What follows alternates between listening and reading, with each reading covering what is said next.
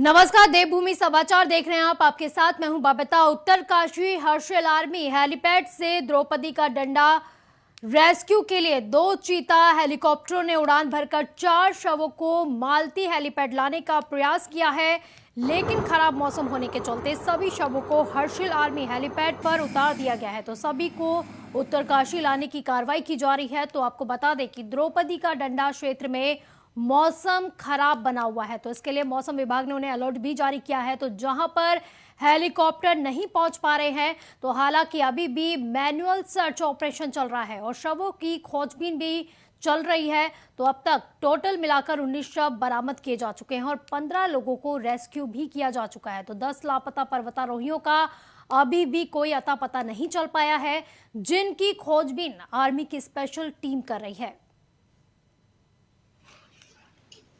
परिजनों को सूचित किया जा रहा है और एक बार क्योंकि आएंगे आइडेंटिफिकेशन भी सभी का नहीं हुआ है, तो जिनका पता लगा उनको परिजनों को बताया गया है। उसके बाद जैसे ही आइडेंटिफाई होगी परिजनों को सूचित करके बुलाया जाएगा। परिजनों को सूचित किया जा रहा है।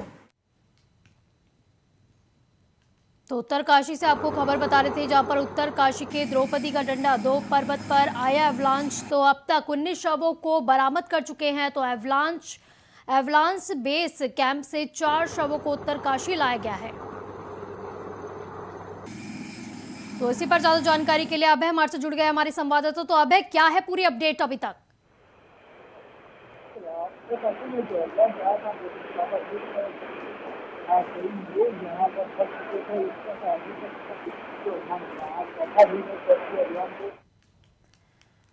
तो उत्तरकाशी हर्षिल आर्मी हेलीपैड से द्रौपदी का डंडा रेस्क्यू के लिए 2 चीता हेलीकॉप्टरों ने उड़ान भरकर 4 शवों को मालती हेलीपैड लाने का प्रयास किया है, लेकिन खराब मौसम होने के चलते सभी शवों को हर्षिल आर्मी हेलीपैड पर उतार दिया गया है।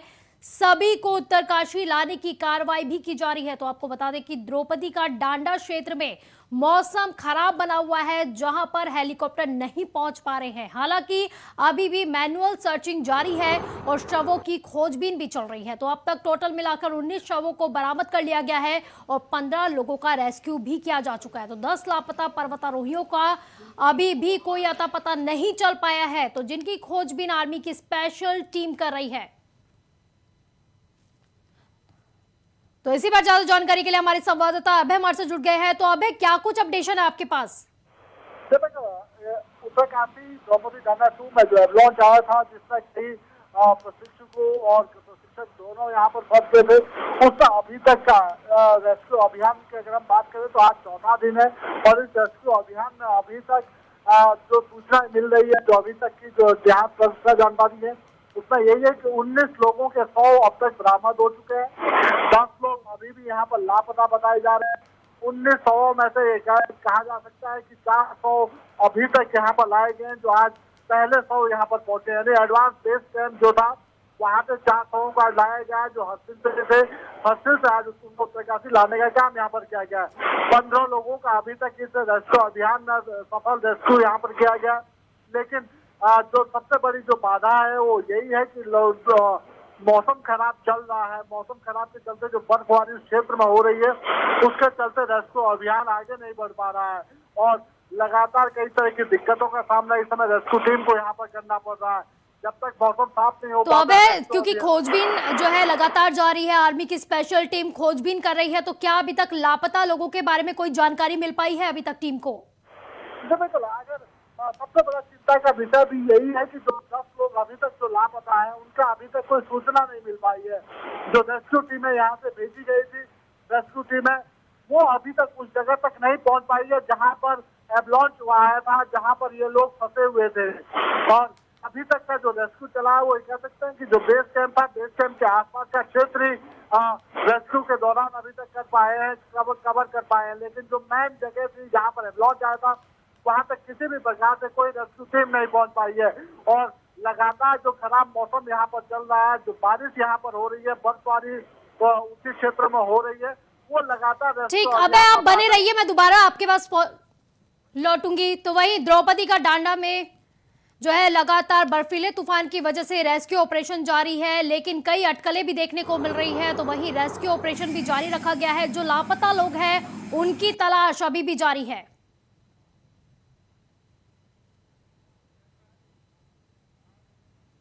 तो वहीं द्रौपदी का डांडा में बर्फीले तूफान से पहले पर्वतारोहियों का वीडियो भी सामने आया है। तो ये वीडियो महिला पर्वतारोही ने बनाया है। तो आपको बता दें कि द्रौपदी का डांडा में बर्फबारी के कारण हवाई रेस्क्यू को रोका गया है।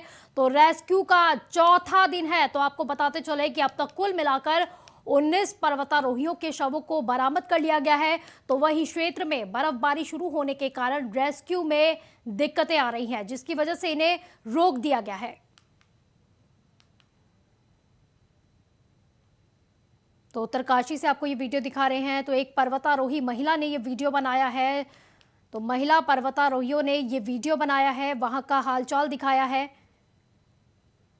तो हालांकि रेस्क्यू ऑपरेशन अभी भी जारी है। तो लापता लोगों को सर्च किया जा रहा है। तो इसी बीच ये वीडियो सामने आया है।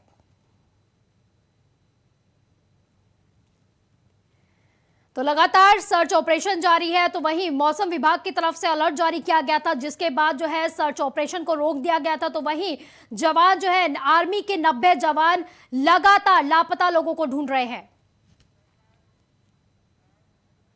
बढ़ते अगली खबर की ओर। तो बीजेपी हरिद्वार में पंचायत चुनाव में अपना बोर्ड बनाने की दिशा में कदम बढ़ा लिया है।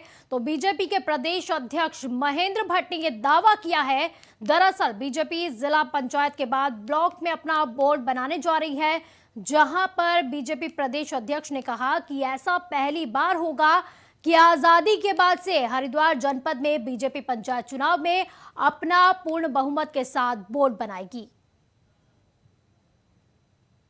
मैंने प्रारंभ से ही कह रहा हूं कि हरिद्वार की जनता भी विकास चाहती है। अब देश के प्रधानमंत्री आदरणीय नरेंद्र भाई मोदी जी, प्रदेश के मुख्यमंत्री आनंद पुष्कर सिंह धामी जी के कार्यों से प्रभावित होकर वहां का जनादेश हमारे पक्ष में है। जिला पंचायत में पहली बार हम 14 स्थानों पर जीते। उसके बाद एक वातावरण ऐसा बना कि जनता का प्रेशर बड़ा काम करता है। हर जनता पर क्षेत्र का विकास है। तो उनको पता है कि राज्य के अंदर विकास भी कर सकता है तो भारतीय जनता पार्टी सरकार में हो सकता है। और उसी जनता के प्रेशर से ही सभी सदस्यों ने हमको समर्थन दिया। आज 36 सदस्य। वही उत्तराखंड में तमाम ऐसे मामले हैं जो लंबित चल रहे हैं और जिसके लिए आए दिनों अधिकारियों को कोर्ट के चक्कर लगाने पड़ते हैं। तो विभागों में कर्मचारियों अधिकारियों के तबादले, पोस्टिंग हो या फिर अधर में लटके विकास कार्य, ज्यादातर के लिए लोगों को कोर्ट की शरण ही लेनी पड़ती है, जिससे उन्हें राहत मिल सके। वहीं इस पर कांग्रेस ने भी सरकार को आड़े हाथों लिया है और राज्य सरकार की डिसीजन मेकिंग क्षमता पर कई सवाल खड़े कर दिए हैं। वहीं इस पर बीजेपी के प्रदेश अध्यक्ष महेंद्र भट्ट ने कांग्रेस पर पलटवार करते हुए कहा कि कर्मचारी अधिकारियों का अधिकार होता है कि वो अपने तबादलों और पोस्टिंग को लेकर यदि नाखुश है तो वो कोर्ट की शरण ले सकते हैं। कांग्रेस को ऐसे मामले में बोलने से बचना चाहिए, इसलिए क्योंकि नकारी और नाकाम सरकार जो बैठी हुई है, सरकार अपना होमवर्क पूरा नहीं करती है, सरकार पूरी तैयारी नहीं करती है। अधिकारी जो हैं सरकार चला रहे हैं, जनप्रतिनिधियों को भ्रमित कर रहे हैं, कोई सही बात उनको नहीं बताई जा रही है।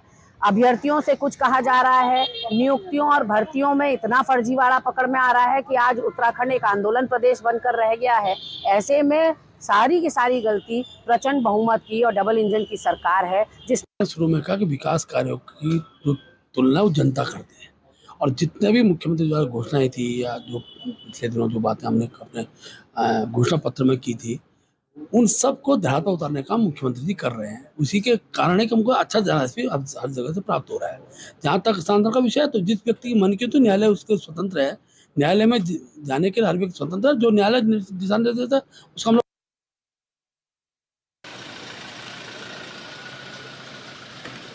तो इसी पर ज्यादा जानकारी के लिए हमारे संवाददाता सौरभ भाटिया हमारे साथ जुड़ गए हैं। तो सौरभ, सरकार के कामकाज पर कांग्रेस ने सवाल खड़े करे तो वहीं बीजेपी की तरफ से पलटवार भी किया गया है। बिल्कुल, देखिए कोर्ट में तमाम ऐसे मामले जो है लंबित पड़े हैं जिनको लेकर सरकार की ओर से जो अधिवक्ता है वो पैरवी सही तरीके से नहीं कर पाए या अधिकारियों के द्वारा सही फीडबैक नहीं दिया गया। तमाम जो है योजनाएं अधर में लटकी हैं, उसको लेकर जो जनहित याचिकाएं दायर होती हैं, जो कोर्ट में पहुंच जाती हैं और बाकायदा जो है उस पर कहीं ना कहीं अधिकारियों को फटकार पड़ती है, सिस्टम को फटकार पड़ती है, जो खुद में जो है एक चिंता का विषय है, जिसको लेकर जो कांग्रेस ने सवाल भी खड़े किए कि अगर सरकार के अधिकारी बेहतर तरीके से काम करते, सरकार की एक मजबूत पकड़ होती, तो शायद इस तरीके के हालात जो है राज्य में पैदा नहीं होते। लेकिन मैं आपको बता दूं कि इससे पहले अगर कांग्रेस की सरकारों के कार्यकाल की बात भी हो तो तब भी जो तमाम ऐसे ही मामले कोर्ट तक पहुंचते थे, जिससे कहीं ना कहीं सरकारों की यानी सौरभ कहा जा सकता है कि सरकार किसी की भी आए लेकिन आरोप और प्रत्यारोप का सिलसिला यूं ही जारी रहता है। बिल्कुल, देखिए क्योंकि इस तरीके के मामले होते हैं, चाहे वो ट्रांसफर पोस्टिंग का मामला हो या वो फिर विकास कार्यों से जुड़ा मामला हो, जनहित याचिकाएं पड़ती रहती हैं। बाकायदा जो अधिकारी अपनी पोस्टिंगों को लेकर नाखुश होते हैं तो वो भी जो है कोर्ट की शरण लेते हैं। लिहाजा सरकार को इस पूरे मामले पर कठोर कार्रवाई भी करनी होगी और जनता से परीक्षण भी करना होगा, जिससे जो इस तरीके के हालात पैदा ना हो। जी तो सौरभ क्या कहा जाए, अभी तक कितने ऐसे केसेस हैं जो इतने लंबित पड़े हुए हैं, कोई संख्या को लेकर आपको कोई जानकारी? देखिए, क्योंकि मामला जो है हाई कोर्ट से लेकर जो निचली अदालतों तक में जो है लंबित पड़े हुए हैं, ऐसे तमाम जो केस हैं, चाहे वो कांग्रेस की सरकारों के दौरान की बात हो जो अभी भी जो है लंबित है, और जो वर्तमान की सरकार के टाइम के केस हैं वो भी जो है चले आ रहे हैं। लिहाजा जो है सरकारों की तरफ से इन तमाम केसों को लेकर तमाम अधिवक्ताओं को रखा गया और बाकायदा ये भी जरूर कहा गया है कि ठोस पैरवी की जाए, जिससे जल्द से जल्द केस का निपटारा हो जाए। पिछले दिनों की अगर बात की जाए तो आबकारी विभाग के एक केस में बाकायदा जो है हाई कोर्ट ने एक डिसीजन दिया था, जिसमें जो है सरकार की बड़ी फजीहत हुई थी, किरकिरी हुई थी, जिसके बाद जो सरकार ने बैकफुट पे आते हुए संबंधित अधिकारी को वहां से हटाने का भी काम किया था। जी सौरभ, आप हमारे साथ बने रहिए, मैं दोबारा आपके पास लौटूंगी। तो वहीं उत्तराखंड के सरकारी अस्पतालों में दवाओं की किल्लतें होने लगी है, जिसको देखते हुए स्वास्थ्य विभाग में दवाओं की खरीदारी लेकर हलचलें तेज हो गई हैं। दरअसल व्यवस्था बनाने के नाम पर दवा कंपनियों का भुगतान तक नहीं हो पा रहा है, जिसकी वजह से कंपनियों ने स्वास्थ्य विभाग को दवा देने से ही इनकार कर दिया है, जिसके चलते अब सचिव स्वास्थ्य ने मामले का संज्ञान ले लिया है और अधिकारियों को जल्द से जल्द दवा कंपनियों का भुगतान करने के निर्देश दे दिए हैं। देखिए, फ्री ड्रग के संबंध में मैंने मीटिंग भी ली थी, जिसमें डीजी हेल्थ की ओर से ऑफिशियल्स उपस्थित थे और एनएचएम के भी ऑफिशियल्स उपस्थित थे, और उस मीटिंग में निर्देशित भी किया गया कि जितनी जल्दी हो सके पेमेंट हम लोग एक्सपेडाइट कर दें, जल्दी हम प्रोक्योर भी कर लें, और इस संबंध में जो भी पेमेंट रिलेटेड इश्यूज हैं उनको जल्दी हम लोग एक्सपेडाइट कर लेंगे, ताकि हमारे पास जल्दी हम लोग टाइमली एसेंशियल ड्रग्स सप्लाई करें। ज्यादा जानकारी के लिए हमारे साथ हमारे संवाददाता सौरभ भाटिया हमारे साथ जुड़े हुए हैं। तो सौरभ, सरकारी अस्पतालों में दवाओं की किल्लतें जब देखने को मिलती है तो सरकारी व्यवस्थाओं पर भी कई सवाल खड़े कर देती है। बिल्कुल, देखिए सिस्टम जो है सवालों के घेरे में तभी आ जाता है जब जो इस तरीके के हालात पैदा होते हैं। आपको बता दूं कि फ्री ड्रग जो है भारत सरकार की योजना है, जिसके लिए बकायदा पहले से ही बजट प्रोविजन होता है, लेकिन जो है तमाम अधिकारी जो राज्य के अधिकारी हैं उन फाइलों को जो है लटकाए रहते हैं, जिसके चलते जो इस तरीके के हालात पैदा होते हैं। कंपनियों के द्वारा जो है दवाओं की आपूर्ति करने में जो है खुद को सक्षम बता दिया जाता है, बकायदा जो है नोटिस जारी हो जाते हैं कि हम जो दवाएं नहीं दे पाएंगे। लिहाजा जो अस्पतालों में दवाओं की किल्लत जो दिखाई देने लगी है, जिसको खुद अधिकारी स्वीकार भी कर रहे हैं, और ये चिंता का विषय भी है, क्योंकि सरकार की जो फ्री ड्रग नीति है उससे कहीं ना कहीं लोग जो है महरूम रह जाएंगे, वंचित होंगे। उसका खामियाजा उन्हीं लोगों को भुगतना पड़ेगा जो सरकारी अस्पतालों में उपचार कराने के लिए बिल्कुल सौरभ, क्योंकि सरकारी अस्पतालों में वही लोग जो गरीब तबके के ज्यादातर लोग जो है सरकारी अस्पतालों का रुख करते हैं, क्योंकि उनके पास पैसा नहीं होता, इसलिए वो सरकारी अस्पतालों की शरण में जाते हैं। लेकिन सबसे बड़ा सवाल ये हो जाता है, अगर दवाओं की किल्लतें होंगी तो फिर मरीजों का इलाज कैसे होगा? बिल्कुल, देखिए मैं वही बात बता रहा हूँ आपको कि जब सरकारी अस्पतालों में दवाओं जैसी मूलभूत जो है सुविधा ही उपलब्ध नहीं होगी, जिसको लेकर सरकार ने बड़े बड़े जो है दावे किए, बड़े बड़े विज्ञापन जारी किए, बड़े बड़े जो है बातें हुई, लेकिन जो है अब जब दवाएं उपलब्ध नहीं होंगी तो सरकारी सिस्टम पे सरकारी जो अस्पतालों में उपचार की बात है वो एक सफेद हाथी की तरह ही देखी जा सकती है, क्योंकि लगातार इलाज कराने तो लोग दूर दूर से आते हैं, लेकिन अगर उनको सुविधा ही नहीं मिलेगी तो फिर कैसे जो है सरकारी सिस्टम पर विश्वास जता पाएंगे? इस बात को खुद सरकार को सोचना होगा और देखना होगा। जी, तो क्या इसके लिए कोई जांच भी बिठाई जा रही है, क्योंकि दवा कंपनी कह रही है कि उन्हें कब से भुगतान नहीं हुआ है? देखिए जांच वाला इसमें कोई ऐसा विषय नहीं है कि जो जांच का विषय हो, क्योंकि मामला जो है बकायदा भुगतान से रिलेटेड है। खुद जो है शासन के बड़े अधिकारी इस पर संज्ञान लेते हुए दोनों ही, क्योंकि एनएचएम जो है भारत सरकार का यहाँ पर जो एक अंग के रूप में काम करता है, वहीं जो स्वास्थ्य परिवार कल्याण जो उत्तराखंड राज्य सरकार का है, दोनों के जो है बीच तालमेल की कमी होने के चलते इस तरीके के हालात पैदा हो रहे हैं। बकायदा जो हालातों को जो शॉर्ट आउट करने के लिए बकायदा निर्देश जारी कर दिए गए हैं, जल्द से जल्द भुगतान करने के लिए। लेकिन सौरभ, यहाँ पर बात ये भी आ जाती है, क्योंकि दवा कंपनी, क्योंकि जिस तरह से आपने बताया था एक बजट तैयार किया जाता है, वहीं पर दवा कंपनियां ये कह रही हैं उन्हें भुगतान नहीं किया गया है। ये अपने आप में सवालिया निशान खड़े करता है, क्योंकि एफईडीएस जो व्यवस्था है बकायदा उसमें ऑनलाइन ही दवाओं के परचेज ऑर्डर दिए जाते हैं और ऑनलाइन ही भुगतान किया जाता है। ये सबसे बड़ा जो है देखने वाली बात है कि जब ऑनलाइन परचेज ऑर्डर दे दिया जाता है तो भुगतान क्यों नहीं किया जाता। इसको लेकर जो है खुद स्वास्थ्य सचिव ने चिंता व्यक्त करते हुए अधिकारियों को निर्देश दिए कि भविष्य में इस तरीके की चीजें ना हो, इसके लिए विशेष ध्यान रखा जाए और जल्द से जल्द इन दवा कंपनी का जो भुगतान है उसको जो कर दिया जाए। चलिए, बहुत बहुत शुक्रिया सौरभ आपका इन तमाम जानकारी के लिए। वहीं उत्तराखंड में पूर्व मुख्यमंत्री हरीश रावत के बेटे आनंद रावत ने एक बार फिर से मोर्चा खोल लिया है। दरअसल आनंद रावत ने सीएम पुष्कर सिंह धामी को भगत सिंह कोश्यारी का अर्जुन और खुद को हरीश रावत का एकलव्य बताया है। उन्होंने कहा कि धामी के गुरु ने उन्हें मुख्यमंत्री तक बना दिया और मेरे गुरु हरीश रावत ने निर्णायक मोड़ पर मुझसे अंगूठा ले लिया।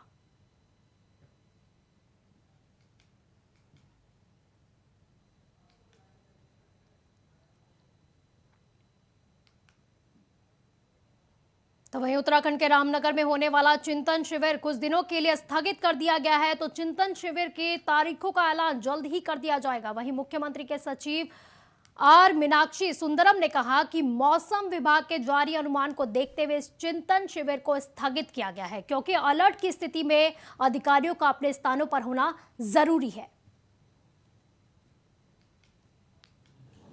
मंथन शिविर इस बार स्थगित होने के पीछे रीज़न एक ही था कि जो आईएमडी का वेदर रिपोर्ट है उसमें एक्सट्रीमली हेवी रेनफॉल की काफ़ी जगह पर प्रेडिक्शन था। तो उसकी वजह से, क्योंकि प्रायर प्रेडिक्शन आया है किसी डिज़ास्टर होने की अगर संभावना है, तो फिर उस समय सारे अधिकारियों को अपने अपने स्थान पर अलर्ट रहने की ज़रूरत है।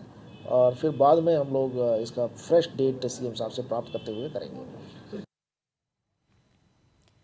तो वहीं उत्तरकाशी के द्रौपदी डांडा पर्वत पर चल रहे सर्च और रेस्क्यू ऑपरेशन में खराब मौसम ने बाधा डाल दी है, जिसमें बारिश और बर्फबारी के कारण बार बार रेस्क्यू अभियान को रोकना पड़ रहा है। तो सचिव आपदा प्रबंधन ने कहा कि मौसम विभाग ने गढ़वाल मंडल में ऑरेंज और कुमाऊं मंडल में रेड अलर्ट जारी किया है, जिसको देखते हुए वहां पर रेस्क्यू अभियान को फिलहाल के लिए रोक दिया गया है।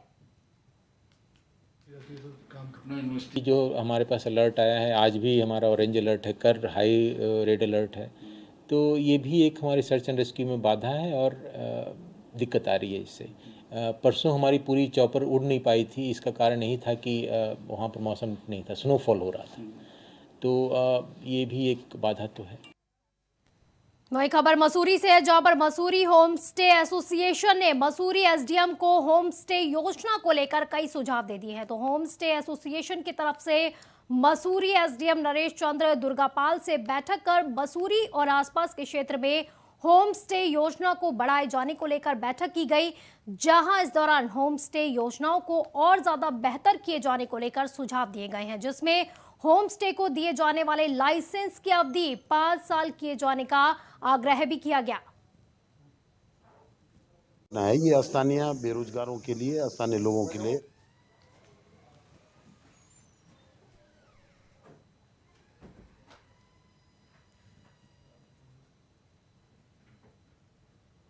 उनसे ये कहना था कि एक जो ये होम स्टे योजना है ये स्थानीय बेरोजगारों के लिए, स्थानीय लोगों के लिए वो थी, लेकिन इसका जो लाभ ले रहे हैं दिल्ली के बड़े उद्योगपति इसका लाभ ले रहे हैं। और पर्यटन विभाग से हम लगातार कह रहे हैं कि स्थानीय लोगों को इसकी ट्रेनिंग दी जाए और जो ये वित्त पोषित योजना है, इस योजना के तहत विभाग से मिलने वाले जो लाभ हैं वो होम स्टे को मिले, ताकि होम स्टे जो है सुचारू रूप से चल। खबर पिथौरागढ़ से है, जहां पर पिथौरागढ़ में यूजर चार्ज के विरोध में नगर पंचायत में व्यापार संघ के अधिशासी अधिकारी का घेराव किया गया है। दरअसल व्यापार संघ अध्यक्ष राजेश रावत का ये कहना है कि नगर पंचायत यूजर्स चार्ज के नाम पर जबरन वसूली कर रहा है। ये वसूली नोटिस भेजकर की जा रही है, जिससे परेशान होकर व्यापारियों ने अपना विरोध जताया है और यूजर्स चार्ज में राहत देने की मांग भी की गई है। हम जो सभी व्यापारी थे, आज हमारा पूरा विरोध प्रदर्शन था। नगर पंचायत के द्वारा जो यूजर चार्ज जो अपने मनमानी तरीके से लिया जा रहा है और जो इनकी पुरानी बैठकों में, बोर्ड बैठक में सभासदों और जो नगर पंचायत अध्यक्ष जी के द्वारा जो गलत तरीके से जो चार्ज लिया जा रहा है, वो भी हम पूरे उसके विरोध में हैं। और हमने आज लेटर एक नगर पंचायत ईओ साहब को दे रखा है और उन्होंने आश्वासन दिया है कि इसमें हम संशोधन करेंगे और अगले 2 महीने तक हम किसी भी व्यापारी से को नोटिस नहीं देंगे। व्यापार मंडल के अध्यक्ष महोदय यहाँ आए थे और उन्होंने यूएस चार्ज की तरह अधिक होने की बात कही थी, जिसका उन्होंने ज्ञापन दिया है।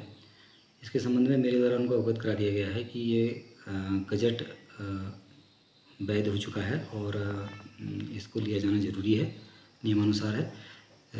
आप द्वारा जो आवेदन दिए गए हैं उसमें निदेशक महोदय को पत्र प्रेषित किया जाएगा और उनके द्वारा जो दिशा निर्देश दिए जाएंगे उसके अकॉर्डिंग ही कार्रवाई की जाएगी।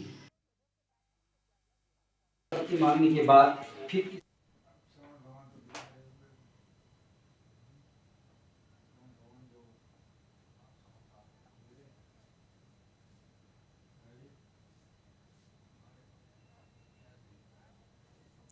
वहीं उत्तराखंड में राजस्व पुलिस को समाप्त किए जाने की मांग पर अब भाजपा के विधायकों ने भी जोर देना शुरू कर दिया है। तो लैंसडाउन से भाजपा के विधायक महंत दिलीप रावत ने कहा कि उनकी तरफ से पहले भी कई बार इस विषय को लेकर सरकार से प्रश्न किए गए हैं, लेकिन अब समय आ गया है कि सरकार को इस दिशा में कठोरता के साथ कदम उठाना चाहिए और राजस्व पुलिस व्यवस्था को समाप्त कर रेगुलर पुलिस को कानून व्यवस्था का जिम्मा दे देना चाहिए। काम प्रारंभ 2 साल से मांग कर रहा था। मैंने विधानसभा में किया था प्रश्न कि राजस्व क्षेत्र से राजस्व पुलिस को हटा देना चाहिए, क्योंकि अब वो ज़माना रह नहीं गया। ये आज़ादी से पहले की व्यवस्था थी। आज की तारीख में साइबर क्राइम बहुत बढ़ गया है और अब वो बात इनके पास बिना साधन के उनका मुकाबला करना बहुत संभव नहीं है। तो मैं पहले भी कहता आया हूँ और अभी सरकार ने कुछ क्षेत्रों को चिन्हित करने का काम प्रारंभ किया, तो मैं समझता हूँ कि अभी एक कदम है, लेकिन इसको पूरी तरह से समाप्त कर देना चाहिए। तो देहरादून से इस वक्त की बड़ी खबर आपको बता रहे हैं। बीजेपी ने राजस्व पुलिस को समाप्त करने की मांग की है। बीजेपी विधायकों ने राजस्व पुलिस को समाप्त करने की मांग की है। तो इसी पर ज्यादा जानकारी के लिए हमारे संवाददाता अभय कैंतुरा हमारे साथ जुड़ गए हैं। तो अभय, बीजेपी ने राजस्व पुलिस को समाप्त करने की मांग की है।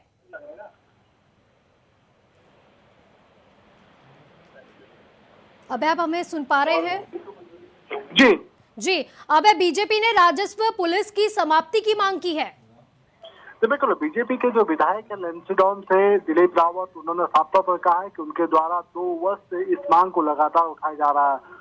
उनके द्वारा विधानसभा में भी इस प्रश्न को उठाया गया है कि अब राजस्व पुलिस की जगह रेगुलर पुलिस को एक कानून व्यवस्था का काम दिया जाए, ताकि पहाड़ी क्षेत्रों में जिस प्रकार से अपराध हो रहे हैं उन अपराधों की सही तरीके से विवेचना हो सके, जो पीड़ित लोग हैं उनको न्याय यहाँ पर मिल सके। बीजेपी विधायक ने कहा है कि राजस्व पुलिस के पास बहुत बड़ा क्षेत्र यहाँ पर होता है, राजस्व से जुड़े हुए काम भी होते हैं, जिसमें आम आदमी के खेती बाड़ी से जुड़े हुए कार्यों को करना सबसे ज्यादा मुश्किल भरा होता है। इसके अलावा अगर कानून व्यवस्था की जिम्मेदारी उनके पास होती है तो फिर उनके पास कोई ऐसा संसाधन नहीं है जिस संसाधन के चलते वो कानून का कठोरता पूर्वक पालन यहाँ पर करा सके। ऐसे में अब समय इस चीज का है कि सरकार को इस दिशा में ध्यान देने की जरूरत है और राजस्व पुलिस की जगह रेगुलर पुलिस को कानून व्यवस्था का जिम्मा पहाड़ी क्षेत्रों में देना चाहिए। तो सीधे तौर पर ये कहा जा सकता है कि पूरे प्रदेश भर में लगातार इस मांग को प्रबलता के साथ यहाँ पर उठाने का काम किया जा रहा है, चाहे वो विधानसभा अध्यक्ष रितु खंडूरी के द्वारा लिखा गया पत्र हो मुख्यमंत्री के नाम पर, जिसमें उन्होंने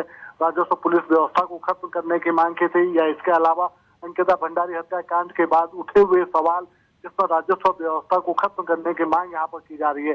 तो ऐसे में कहा जा सकता है कि अब रेगुलर पुलिस को लेकर सरकार को नया निर्देश यहाँ पर मंथन करने की जरूरत है कि राजस्व पुलिस में जो कानून व्यवस्था का जिम्मा राजस्व पुलिस संभाल रही है उसे अब रेगुलर पुलिस के हवाले कर दिया जाए, ताकि कानून व्यवस्था का अच्छा से कड़ाई से पालन हो सके। चलिए, बहुत बहुत शुक्रिया अभय आपका इन तमाम जानकारी के लिए। बुलेटिन में फिलहाल के लिए बस इतना ही। आप देखते रहिए इंडिया वॉइस। नमस्कार।